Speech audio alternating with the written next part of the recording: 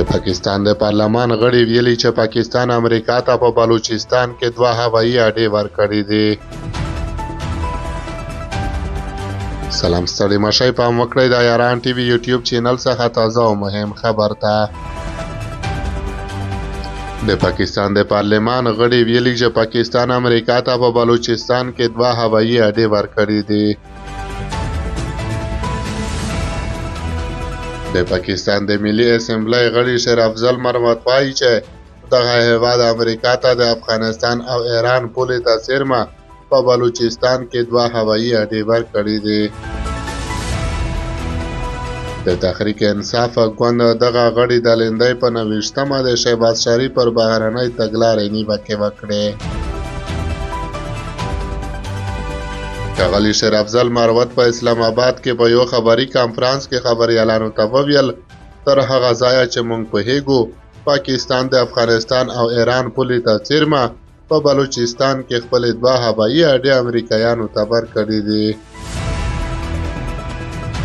ښاغلی شیر افضل مروت د عمران خان په مشرۍ د تحریک انصاف ګوند له مهمو مشرانو څخه دی.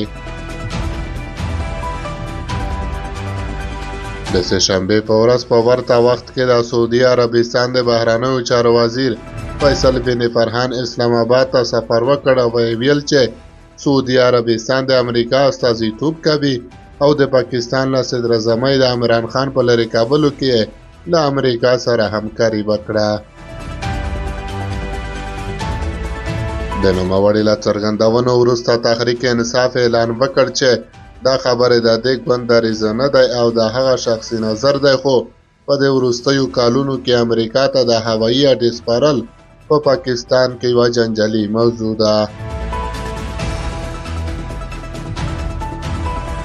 پر افغانستان د امریکا له برید وروسته پاکستان امریکایي ځواکونو ته په بلوچستان کې د شمسي هوایي اډې په ګډون خپلې هوایي اډې ورکړې چې دوی له طالبانو سره په جګړه کې کارولې، خو وروسته امریکا دغه اډې پرېښودې.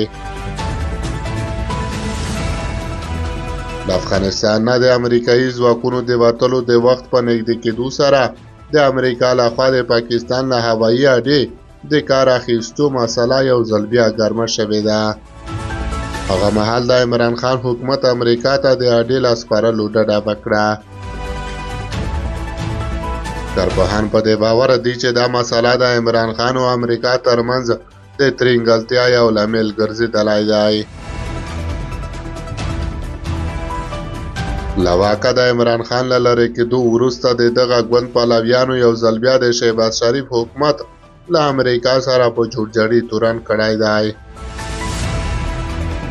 د پاکستان هوایي اډې اوس د امریکایانو لپاره چې په افغانستان کې پوځي حضور نه لري ستراتیژیک اهمیت لري، په ځانګړې توګه په داسې حال کې چې امریکا لا هم په افغانستان کې د داعش په ګډون د تروریستي ډلو د فعالیتونو په افغانستان کې د داعش د فعالیتونو په اړه اندېښمنه ده. اوس چې د شهباز شریف د حکومت او اسلامي امارت ترمنځ اړیکې د عمران خان په دور کې هغسې نه دي، امریکا ته د هوایي اډې سپارل یوه سیاسي ګټه بلل کېږي.